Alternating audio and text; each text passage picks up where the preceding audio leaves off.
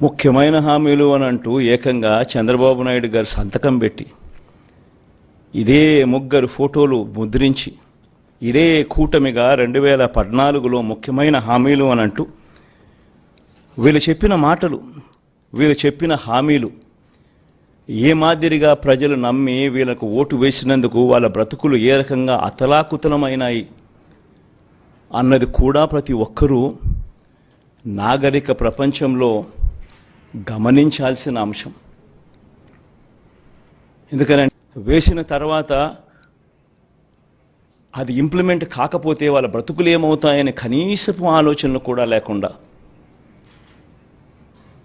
రాజకీయాలు చేయడం మొదలు పెడితే బ్రతుకులు ఎలా ఉంటాయి? ఇందులో చెప్పిన ముఖ్యమైన అంశాలు, రైతుల రుణమాఫీపై మొదటి సంతకం చేస్తానన్నారు. మరి 87,612 కోట్ల రూపాయలు రుణమాఫీ అయిందా? ప్రతి సిద్ధం సభలోనూ ఈ ప్రశ్నలు నేను వేస్తా వస్తున్నా. పొదుపు సంఘాల రుణాలు పూర్తిగా రద్దు చేస్తామన్నారు. 14,205 కోట్ల రూపాయలు. ఇప్పుడు సూపర్ 6, సూపర్ 7 అంటా ఉన్నట్టుగానే ఆ రోజుల్లో ముఖ్యమైన హామీలు అంటూ తాను చెప్పిన మాటలు ఇవన్నీ. ఇంకా ముందుకు పోతే ఇంటింటికి ఒక ఉద్యోగం ఇస్తాం, ఉద్యోగం ఇవ్వలేకపోతే ఇంటింటికి నెలకు 2,000 రూపాయలు నిరుద్యోగ భృతి. 5 సంవత్సరాలు అంటే 60 నెలలు ఇంటూ నెలకు 2,000 రూపాయలు అంటే 1,20,000 రూపాయలు. ఏ ఇంటికి ఇచ్చారు 1,20,000 రూపాయలు? పిల్లల జీవితాలతో ఆడుకున్నారు. అర్హులైన వారందరికీ 3 సెంట్ల స్థలం, పక్కా ఇల్లు అన్నారు, కట్టుకునేందుకు పక్కా ఇల్లు అన్నారు. 3 సెంట్ల స్థలం కదా దేవుడు ఎరుగు, కనీసం 1 సెంటు స్థలమైనా ఏ ఒక్కరికైనా ఇచ్చారా? ముఖ్యమైన హామీలు ఇవన్నీ. నేను చదివే ప్రతి అంశము కూడా ఆయన సంతకం పెట్టి 3 ఫోటోలు పెట్టి ఇంటింటికి పంపించిన ఈ పాంఫ్లెట్లో నుంచి ముఖ్యమైన హామీలు అని అంటూ వీళ్ళు రాసిన హామీలే నేను చదువుతా ఉన్నా. 10,000 కోట్లతో బీసీ సప్లాన్ అన్నారు. చేనేత, పవర్ లూమ్స్ రుణాల మాఫీ అన్నారు. అయ్యాయా? ఉమెన్ ప్రొటెక్షన్ ఫోర్స్ ఏర్పాటు చేస్తామన్నారు. చేశారా? సింగపూర్కు మించి అభివృద్ధి చేస్తామన్నారు. జరిగిందా? ప్రతి నగరంలోనూ హైటెక్ సిటీ నిర్మిస్తామన్నారు. విజయవాడలో కనిపించడం లేదు. తాడేపల్లి కథ దేవుడు ఎరుగు, ప్రతి నగరం కథ కనీసం విజయవాడలో కనిపించడం లేదు.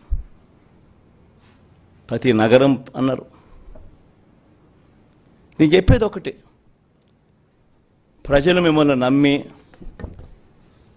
మీకు ఓట్లు వేస్తే ముఖ్యమైన హామీలు అని అంటూ మీరు చెప్పిన వీటి పరిస్థితుల్లో కనీసం ఇందులో ఒక్కటంటే ఒక్క హామీ అయినా నెరవేర్చారా? పోనీ ప్రత్యేక హోదా అయినా తెచ్చారా? దాన్ని అమ్మేశారు.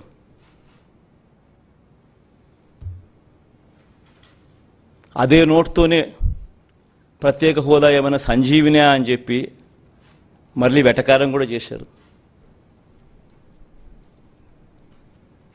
నేను చెప్పేది ఒకటి, ప్రతి మాట రాజకీయ నాయకుడు ఒక విశ్వసనీయత కోల్పోతే, రాజకీయాలలో విశ్వసనీయత అన్న పదానికి అర్థం లేకపోతే రాజకీయాలు ఎందుకు చేస్తా ఉన్నాం? ఎవరి కోసం చేస్తా ఉన్నాం? దేనికోసం చేస్తా ఉన్నాం? చనిపోయిన తర్వాత ప్రతి పేదవాడి గుండెల్లో, ప్రతి ఇంట్లో మన ఫోటో ఉండాలి, ప్రతి గుండెలో మన ఫోటో ఉండాలి అనే తాపత్రయం లేనప్పుడు రాజకీయాలు ఎందుకు చేయాలి?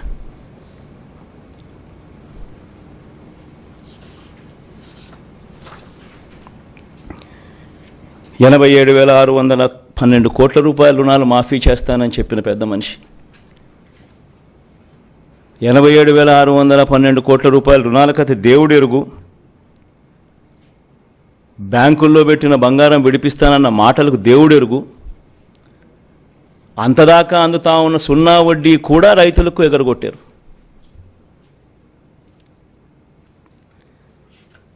పొదుపు సంఘాల రుణాలు 14,205 కోట్ల రూపాయలు మాఫీ చేస్తామన్న మాటలు, రుణాల మాఫీ కథ దేవుడెరుగు. అక్టోబర్ 2016 నుంచి అప్పటిదాకా అందుతా ఉన్న సున్నా వడ్డీని సైతం రద్దు చేశారు, అది ఎగరగొట్టారు. పొదుపు సంఘాల పరిస్థితి ఏమిటి అని అంటే ఓవర్ డ్యూసు ఎన్పిఏలు 18% పైచిలకు వెళ్ళిపోయింది. ఏ గ్రేడు బి గ్రేడ్ సంఘాలన్నీ సి గ్రేడు డి గ్రేడ్ సంఘాలుగా మారిపోయాయి. అక్క చెల్లెమ్మలు రోడ్డు మీదకి వచ్చారు, రోడ్డున పడ్డారు. నిరుద్యోగులకు 2,000 రూపాయలు నిరుద్యోగ భృతి అన్నారు, ఉద్యోగం ఇవ్వలేకపోతే ఎవరికిచ్చారు?